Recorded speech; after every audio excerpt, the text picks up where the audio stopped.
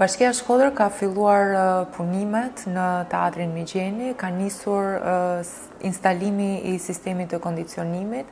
Ky është një lajm shumë i mirë për të gjithë stafin artistik dhe stafin e teatrit Migjeni, po sidomos për qytetarët e Shkodrës që do kenë mundësi që në teatr të ndihen komod edhe të punohet në mënyrë komode.